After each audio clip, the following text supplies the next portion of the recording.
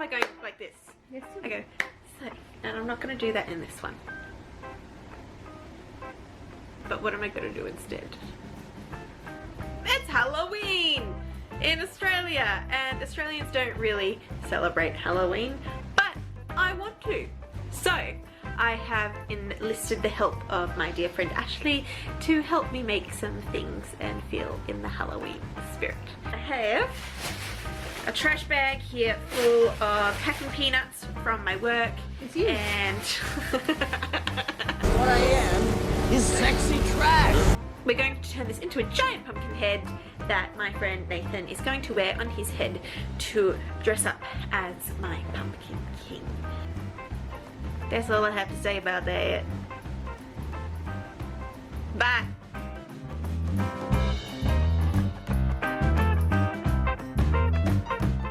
Do pumpkins have 6 or 8 bits?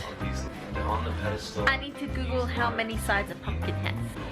We're gonna do 8 bits, I think. To look kind of like that. Anyways, I'm gonna talk I about think. Paris now.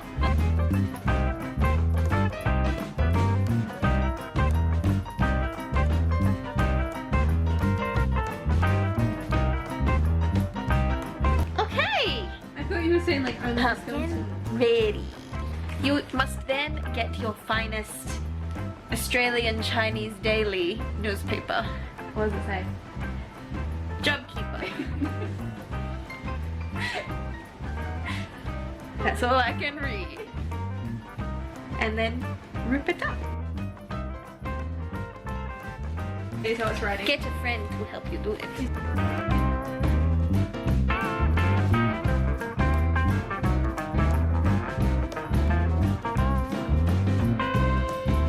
Newspaper. Done. Forget to get plastic tarp, so tape together plastic bags to use as your protection.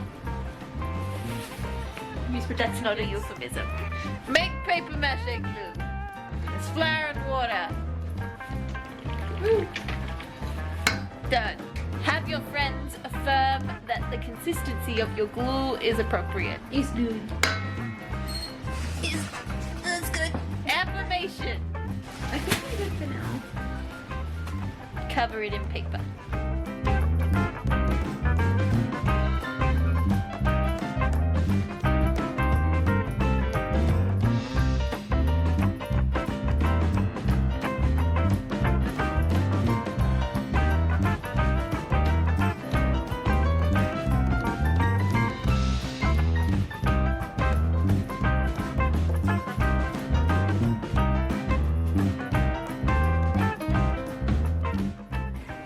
So here's the pumpkin, basically 24 hours after drying. It looks amazing.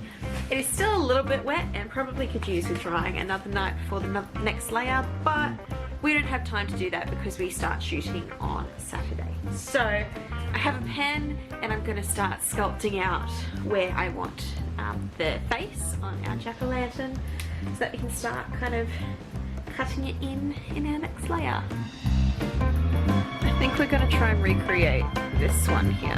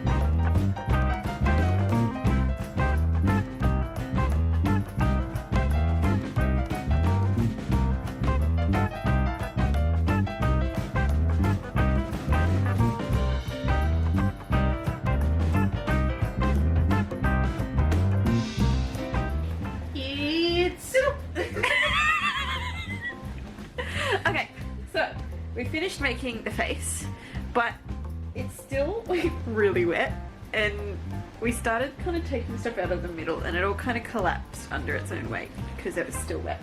So we've had a big debate and I think we're going to Actually, we're gonna run out of time. I'm so nervous. Throw it up, positive attitude. We're going to paper mache the rest of it tomorrow and allow it to completely dry overnight. Tonight. And then when we paint it on Friday, we're gonna paint it with like wall paint. And it's gonna work. We're not gonna do a base coat, we're gonna use wall paint, and then we're gonna age it. And it's gonna be fine. Because it has to. Because we have Friday night, and then we have the shoot on Saturday morning. And somewhere in that time, we're gonna also age the pumpkin and make it look cool. And stick the stalk in his head. It's gonna be fine. It's gonna be fine. We're gonna do it. Aren't we, Ashley? Yeah. Cool. Here's a fun fact for you. A group of snails is called an effervescent. Is it really? Oh my goodness. Bethany, Yes. I just realized going to mean that this is going to be like James A. Castor. Started making the pumpkin head. Had a breakdown. Realized I am the pumpkin head. Pumpkin King.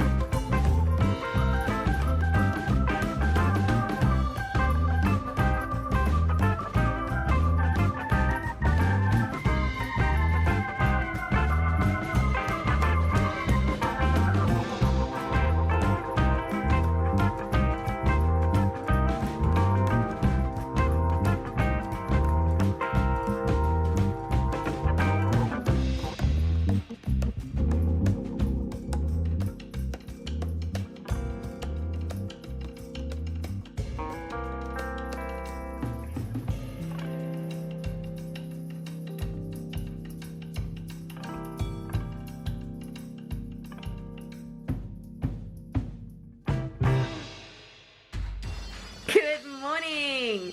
So neither Ashley or I slept particularly well last night, but you know what? I feel like those tired vibes will just add to the spookiness of everything. We've got Mr. Pumpkinhead over here all ready to debut. We've got my costume over there in the corner. We've got our setup ready to go. So Ashley's going to get us some breakfast. And then we start cleaning ourselves up and getting ready for the shoot, which I need. You can see I'm just covered. That's my alarm. Hold on. Yeah, which is very exciting. So I'm going to go finish cleaning up and start getting ready. 24 hours later. Oh no, where could Bethany be? It's okay guys, it's still me. Don't panic. So here is our beautiful Mr. Pumpkinhead. He turned out so well. Like so well. I'm so happy. One of my favorite YouTubers, Rachel Maxey, posted a video in which she made her own pumpkin head on the day that we did the shoot. So it was really kind of quite validating to see what we were able to accomplish in such a short amount of time compared to someone of such kind of skill and someone who I really look up to as a creator as well. What we ended up doing was, so we finished painting him and we ended up sticking a strip of cotton poplin behind the face so that you can't see like the person inside. In the creation of this, I learnt a lot. I will be doing some more paper mache in future projects. Something that I've learnt is I need to dedicate the time to allowing it to dry, because that's where the weakness happened. By cutting it before it was 100% dry, that's where it started breaking, collapsing in on itself and losing some of its beautiful shape. I'm sorry we didn't get more footage from the actual day. That was my fault completely. I was so distracted and having like fun with the actual shoot that I forgot to get stuff for you to enjoy it here. But I'm just going to give you kind of a rundown of what I felt worked and what didn't work with this shoot. So we'll start with Nathan as our Pumpkin King. Having a giant paper mache pumpkin on your head quite significantly impacts the way that you are able to perform as a model and as an actor. character, and Nathan did such a good job at overcoming that. The pumpkin, the way that we did it, I didn't measure his head, so the hole at the bottom was a little bit too small to fit his head in. And it also, because it was so hollow on the inside, it was kind of like rocking around as he wore it. So he did a really good job of trying to get these kind of spooky, creepy vibes in. Then we had Ash, who was our devil. When I asked Ash to be a part of this, he was really on board, like kind of, he hadn't done stuff like this before, so was a little bit nervous, but I feel like we collaborated really well. So he mentioned that he had this red jacket, and I was like, oh sick, that'll be perfect for this kind of like devil character that's a little bit more laid back. I hadn't used prosthetics before, so he was an absolute champ for letting me kind of experiment a little bit in applying the horns that we put on his head. We also decided to kind of accentuate a slightly more exhausted devil, in which he had like dark circles under his eyes and a bit more 5 o'clock shadow. I'm really happy with how it turned out. Then we had Steph, who was our ghost. Steph was actually one of the first people who I asked to be involved in this shoot. Absolute whiz with the camera, and so it just kind of made sense to ask her to be part of this shoot. So we decided to do, with the ghost look, just really like glowy, simple makeup. And I also kind of, the way I curled her hair, I wanted to make it that really soft, ethereal movement. And the strongest visual that we had was that tulle that we layered over her head. That was something that Ashley was excited about as a photographer, and for me that was the kind of the vibe I wanted to play with. I think Steph was kind of the closest to the vision that I had in my head coming out in reality. Then we had Ruby, and Ruby only came on like a few hours before the shoot. I'd mentioned it to her before, but she kind of didn't really commit to it at the time because she had some other stuff going on. The night before the shoot, she was like, oh yeah, I can come. And so we had to come together with a concept really quickly that matched with the others but was unique in its own right. And I'm really glad we went with the zombie because I actually think it turned out to be my favourite look of the set. I think there's a lot to be said for spontaneity and creativity. Because I didn't have the opportunity to plan it, it just kind of had to happen on the spot as it was. So we gave her this really like greenish, sickly toned skin, bruising, the really dark sunken eyes with the almost cartoony kind of blood vessels coming down. It looked amazing and she did such a good job. She provided her own costume, like was happy to rip it up and put blood all over it, and I think it was like absolutely amazing. Then we had Ashley. So Ashley was our vampire, and the look for the vampire was something we had quite a clear vision of going into it. So I knew with the hair and makeup, I just wanted the sleek black hair, the glossy like black lips with the Batwing eyeliner, which I was really proud of myself for doing, by the way. That was a challenge. Eyeliner is not my greatest strength as a makeup artist, and I feel like I was able to accomplish it pretty well. She is also just an exceptional model and was able to photograph herself and model at the same time. She also pulled together that costume really quickly and just looks like she's Ashley. She looks beautiful in everything, and I'm just so happy to have her as a friend and creative collaborator. And then there was me as the witch, and to be honest, like I know we're always harshest on ourselves, but I feel like the witch was the weakest point of this shoot.